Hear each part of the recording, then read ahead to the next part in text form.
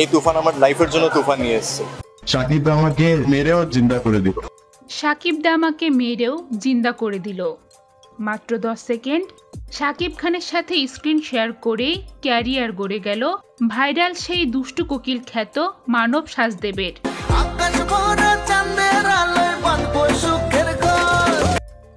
এর আগেও কলকাতা ও মুম্বাইয়ে অনেক সিরিয়াল ও মুভিতে কাজ করেছেন তিনি, কিন্তু কোনো কাজেই তুফানের মতো সফলতা পাননি তিনি।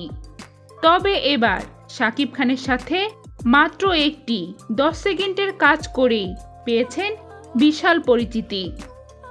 সাকিব খান তার জীবনের মোড়ই ঘুরিয়ে দিয়েছে। মানব সাজদেব নিজেই বলেছেন, এই একটি গানে শ্যুট করার পরপরই মানুষ তাকে সার্চ করছে, মেসেজ করছে, অনিয়ার হুহু করে বাড়ছে। আর এটা তার জন্য বড় পাওয়া, যা সে কল্পনাতেও ভাবতে পারেনি। শুধু তাই নয়, রায়হান রাফি এবং সাকিব খানের সাথে আরও একটি বড় সারপ্রাইজ আসতে যাচ্ছে বলে জানিয়েছেন তিনি। দুষ্টু কোকিলের পর বাংলাদেশে নাকি কয়েকটা প্রজেক্টে সাইনও করেছেন তিনি। আর তার ক্যারিয়ারের এই তুমুল পরিবর্তনের জন্য সাকিব খানকে ধন্যবাদ জানিয়ে তিনি বলেছেন, আপনার বুকের বড় অংশের মধ্যে আমাকে ছোট্ট একটি জায়গা দিয়েন।